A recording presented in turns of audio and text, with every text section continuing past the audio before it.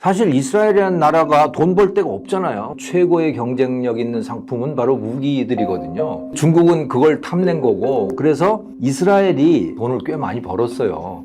자, 그런데 이제는 중국하고 장사를 하는 수준을 떠나 있는 거예요. 중국이 이스라엘에게 성명을 냈잖아요. 이 부분에 대해서 인도주의적으로 나가라라고 했을 때 이스라엘 측에서 나온 성명은 정말 충격이다. 분노를 표출을 했거든요. 거기에 대해서. 그러니까 중국과는 이제는 적대 관계처럼 되어가고 있는 수준입니다.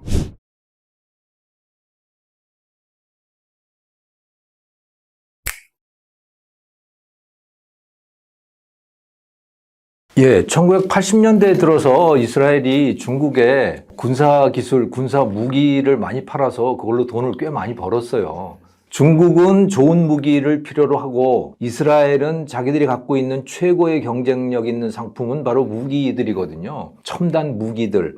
그것은 뭐 이스라엘에 과학자가 많고 또 실리콘밸리와 연결되어 있는 엔지니어들도 많고 그러기 때문에 이스라엘의 무기들이 좋고요. 또 그 사람들이 똑똑하고 열심히 살고 또 늘 전쟁에 노출되어 있기 때문에 무기를 계속 발전시킬 수 있는 여러 가지 그 특징들을 갖고 있어요. 그래서 이스라엘 무기가 굉장히 좋지요. 중국은 그걸 탐낸 거고, 그래서 그걸 80년대부터 본격적으로 이제 그 중국에 넘겨왔다고 알려져 있어요. 공식 통계도 있고, 통계 잡히지 않는 것들도 꽤 많은 것 같고, 그렇습니다만은. 근데 말씀하신 대로 그 역사가 참 묘해요. 처음에는 사이가 좋았다가 또 사이가 안 좋았다가 다시 1980년대부터 사이가 좋아졌다가 또 억지로 갈라졌다가 또 지금은 정말 화가 나서 서로 대입하고 있는 그런 상황이 됐거든요. 네, 그 이야기를 간략하게 해보면 이스라엘은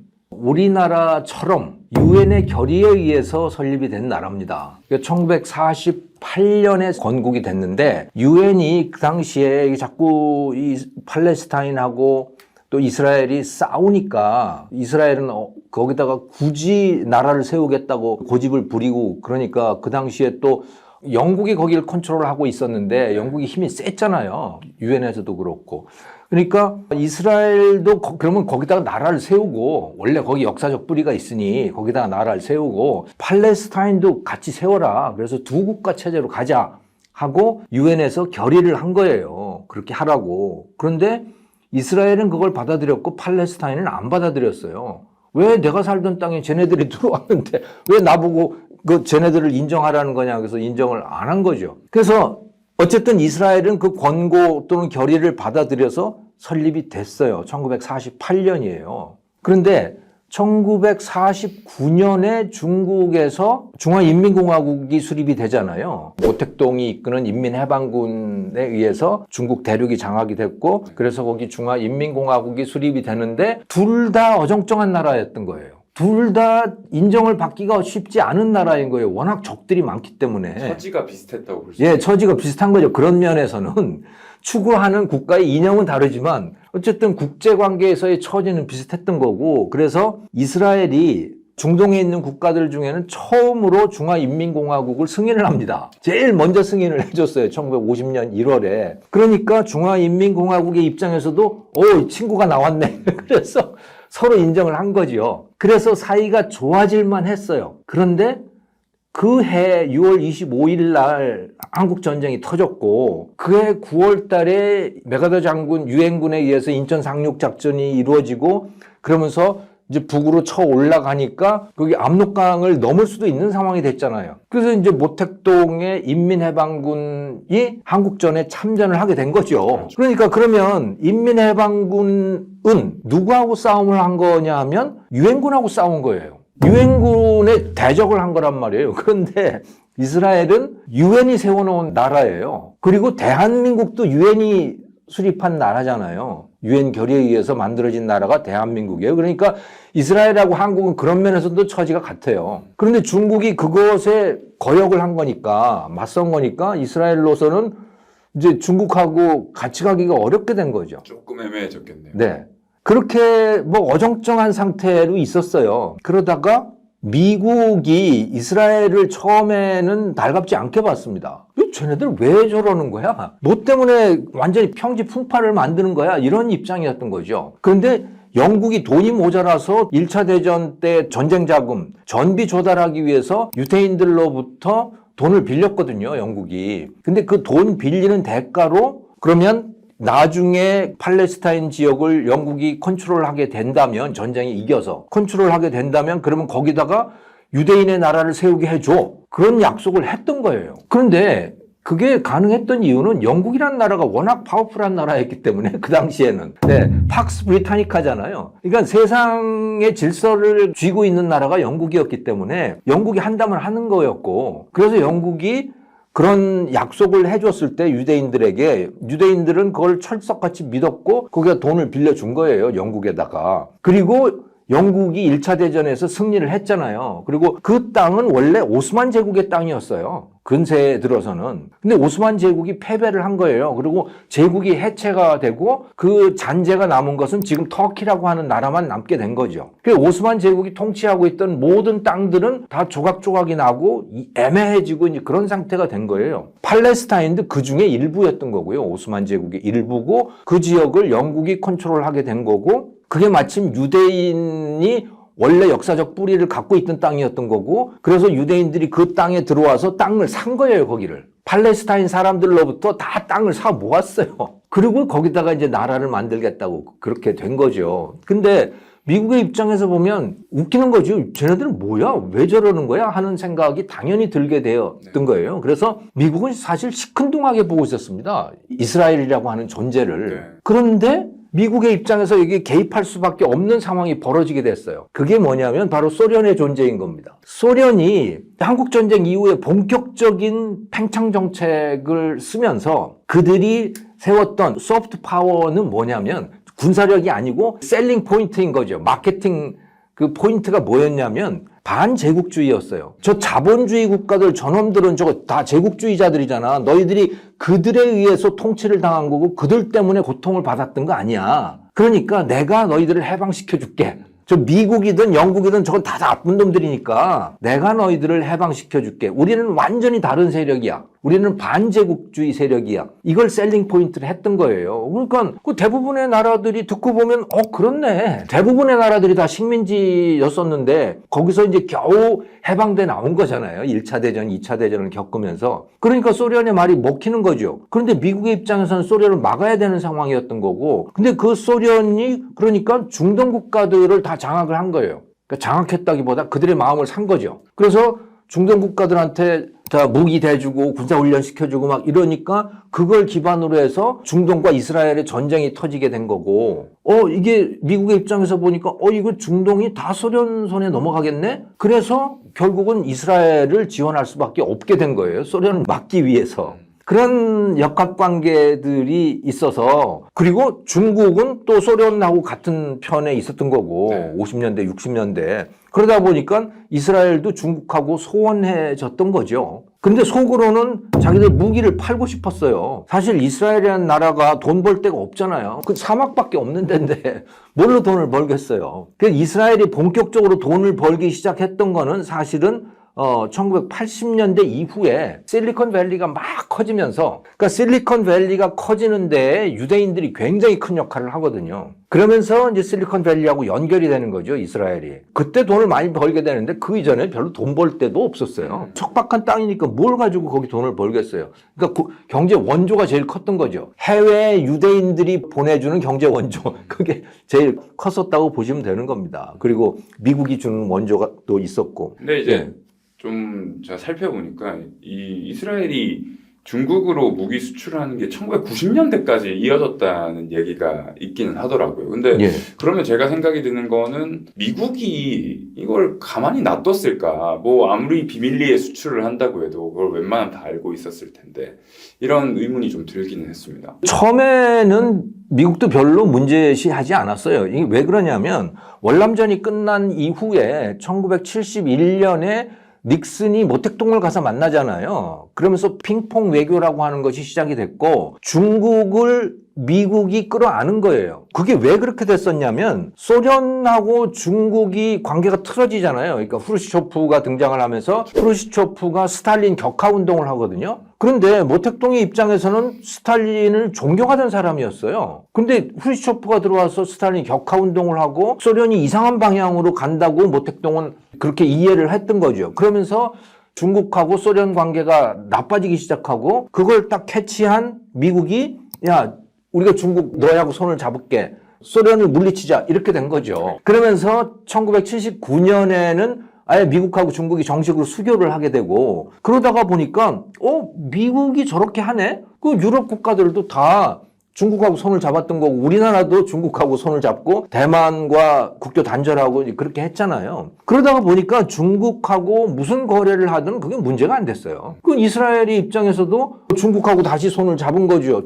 이제 같은 편이야. 그런데 이스라엘이 입장에서 제일 자기들이 경쟁력이 있는 게 무기인 거고 중국도 무기를 필요로 하는 거고 그리고 중국은 러시아제 무기를 다 들여다 썼는데 소련제 무기 소련하고 관계가 안 좋아지니까 사실은 소련에서 군사협조를 받기도 쉽지가 않잖아요. 서로 적대 국가가 돼버린 거니까. 그러니까 그거를 이스라엘이나 다른 프랑스나 이런 유럽 국가들로부터 군사기술을 들여왔던 거죠. 그러다가 거기에 이제 균열이 생긴 게 1989년에 천안문 사태 때예요. 중국이 자유민주주의 국가를 향해서 나아가는 줄 알았던 거예요. 사람들은 다. 이 미국도 그렇고 유럽 국가들도 그렇고. 그런데 천안문 사태에서 탱크를 동원해서 그 시위를 진압하는 걸 보면서 저 나라는 아니네 라고 하는 생각을 갖게 됐고 좀 위험한데 그래서 다 경제 제재에 들어갔고 군사 기술은 이제 다 차단을 해버린 거죠. 그런데 이스라엘 입장에서는 여전히 장사를 하고 싶었던 거고 그래서 그냥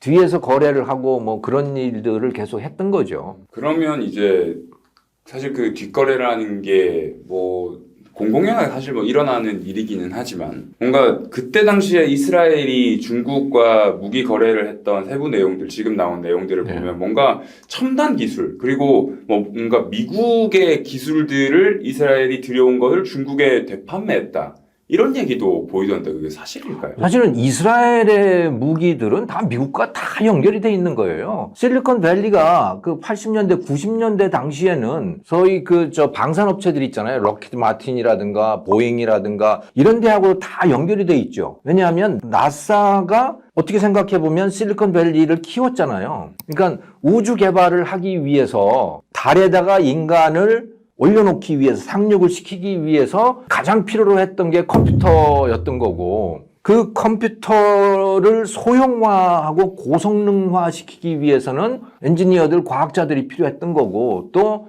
벤처 사업가들이 필요했던 거고 그러면서 나사가 돈을 대서 실리콘밸리가 굉장히 커졌거든요. 그리고 그것과 그 당시에 방산업체들, 락히드나 보잉이나 이런 거하고 실리콘밸리가 굉장히 밀접히 연결되어 있는데 그 실리콘밸리에 굉장히 중요한 인력들이 또 유대인들이에요. 그리고 그들이 실리콘밸리를 키우는데 굉장히 큰 역할을 했고 나중엔 그들이 이스라엘로 돌아가서 스타트업 네이션을 만들고 뭐 다 이렇게 연결이 돼 있는 거거든요. 그러니까 이스라엘 무기는 사실은 미국하고 거의 하나처럼 연결돼 있다고 보시면 돼요. 아이언 돔이라고 하는 요즘에 그 굉장히 유명한 이스라엘 무기가 있잖아요. 그 아이언 돔도 아이디어와 핵심적인 기술은 이스라엘에서 나왔지만 그것을 생산하는 그 요격 미사일이라든가 이런 걸 생산하는 데는 다 미국입니다. 지금도 여전히 연결돼 있거든요. 그러니까 이스라엘이 중국에다가 자기들 기술을 넘긴다는 거는 미국 기술의 상당 부분을 넘긴다는 것이죠. 그렇죠. 그걸 부인할 수는 없는 거예요. 그런데 미국도 처음에는 자기들도 중국에 무기를 팔 수도 있는 입장이었기 때문에 80년대 이때까지는 이스라엘이 그런다고 해서 그걸 뭐라 그럴 수는 없는데 이게 천안문 사태 이후에 입장이 달라졌고 그러다가 보니까 중국에 그 무기를 넘기기가 좀 껄끄러워진 거고 근데 이스라엘이 그걸 넘기니까 자꾸 이제 잔소리를 하는 거죠. 미국으로서는. 그래도 적당히 눈 감고 모른 척하고 이제 그렇게 해 왔었는데 이게 결정적으로 문제가 됐던 게 90년대 말에 그 조기 경보 시스템을 중국에다가 팔기로 된 거예요. 이건 치명적인 거죠. 이거는 미국의 입장에서는 치명적인 거예요. 왜냐하면 이게 ICBM이 문제가 되는 건데 소련이 ICBM을 쏴서 미국 본토를 공격을 할 때 그거를 캐치해서 바로 요격을 시켜야 되잖아요. 근데 만약에 그게 중국으로 넘어가게 되면 그걸 이스라엘이 갖고 있는데 그 이스라엘이 중국에다 그걸 넘기게 되면 중국이 미국을 요격할 수도 있는, 그러니까 미국이 쏘는 거를 중국이 요격할 수가 있는 상황이 되는 거예요. 그러면 미국의 입장에서는 자기들이 갖고 있는 굉장한 강점을 잃게 되는 거죠. 지금도 보면 한반도에 사드 미사일을 배치를 하는 거에 대해서 중국이 굉장히 반대를 하는 이유는 중국의 방어력이 약해진다는 거예요. 왜냐하면 사드 미사일 자체가 문제가 아니고 사드를 받쳐주고 있는 레이더가 중국 전역을 다 커버할 수 있거든요. 그러니까 중국이 무슨 일을 하는지를 다 캐치할 수가 있는 거예요. 그러면 사실 사드라고 하는 것이 저희 그냥 일반인 입장에서는 우리 방어 체계인데 왜 우리를 방어하는데 니네가 그러냐라고 그렇죠. 하는 거 아니에요. 근데 이제 그러니까 명분은 사드를 가지고 북한 미사일을 방어하겠다는 건데 그렇죠. 중국의 입장에서는 야, 네가 그걸 가지고 다 우리를 들여다보잖아 라고 하는 거고 그건 맞는 말입니다. 그래서 오히려 중국이 본인들의 방어력 감소를 우려하는 거고. 그러니까 자기들이 뭐 움직이기만 하면 미국이 다 캐치할 수가 있는 거예요. 그러니까 그 조기 경보 시스템 90년대 말에 이스라엘이 중국에 넘기기로 했던 그것도 그런 의미를 가지는 거고, 그러니까 미국이 이제 결국은 압력을 가해서 못하게 한 것이요. 방금 이제 간단하게 찾아봤는데 1999년에 한국의 기사에 이제 조기 경보 시스템을 중국에 이제 기술 이전이 보인다 이런 얘기가 있었고, 네. 미국에서는 우려를 전달했다 뭐 이런 기사가 나오기도 네. 하네요. 한국에까지 알려졌으면 사실 이게 뭐 어떻게 보면 공공연했다라고 볼 수 있겠네요. 그렇죠. 그런데 이스라엘은 미국의 말을 안 들을 수가 없습니다. 미국도 이스라엘의 뜻을 안 받아줄 수가 없죠. 왜냐하면 미국 내 집에 엘리트 계층의 유대인들이 워낙 많기 때문에 그런 관계도 있지만, 그러니까 미국은 이스라엘에게 가장 많은 경제 원조, 군사 원조를 해주는 나라고요. 건국 이후에 지금까지 보면 한 300조 원 우리 돈으로 따지면 그 미국이 가장 많은 원조를 해주는 나라가 이스라엘이에요. 그러니까 이스라엘은 돈이나 다른 모든 걸 생각해서라도 미국 말을 안 들을 수가 없는 거죠. 최근 이야기로 시계를 좀 돌리면서 이제 이야기를 좀 마무리하려고 하는데요. 이게 저도 찾다 보니까 중국의 그 1대1로 프로젝트에 이스라엘이 참여 의사를 밝힌 적이 있더라고요. 심지어 그 분야가 항만, 철도 등등 운송 분야였다고 합니다. 논의됐던 분야. 네. 그래서 근데 이게 항구가 뭐 군사적으로 전략적으로 굉장히 중요한 그 국가 기반 자산이기 때문에 이걸 또 이제 미국이 또 가만히 있지 않았을 것 같은데 그때 당시의 상황에 대해서 좀 말씀해 주실 수 있을까요?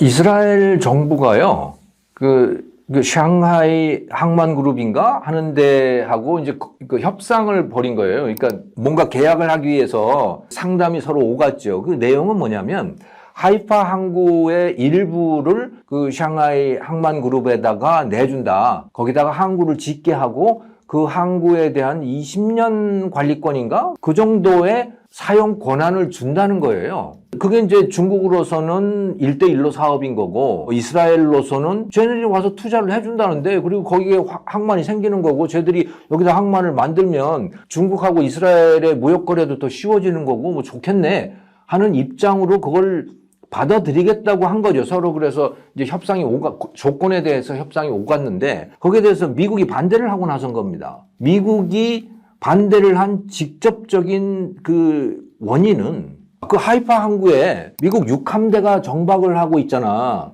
그 육함대라고 하면 항공모함도 있고 거기에 뭐 굉장히 중요한 그 해군의 군사력이 다 거기에 정박을 하고 있는 상황인데 그 중국이 옆에 와가지고 거기서 그 항구를 만들고 그러면 걔네들이 스파이를 할 거 아니야. 도청도 하고 뭐 다 촬영도 하고 다 할 거 아니냐. 그거는 안 돼. 용납할 수 없어. 이스라엘 정부의 반대 의사를 분명히 전한 거죠. 그래서 결국은 이게 뭐 흐지부지 되고 결국은 중국하고 그 상담은 이제 취소가 되고 개발권이 어차피 생겨난 거예요. 네. 기왕 생겨난 거니 그거를 그럼 어떻게 할 거냐 없앨 거냐 하다가 그거를 인도 기업이 중심이 되는 컨소시엄에다가 그 개발권을 넘겼습니다. 이번엔 이스라엘이 한 발 물러났네요. 한 발 물러났죠. 왜냐하면 그건 너무 겉으로 드러나는 일이기 때문에 이스라엘이 그걸 거부를 할 수가 없었는데, 사실은 미국이 그 속내를 들여다보면 육함대 핑계를 댔지만 사실은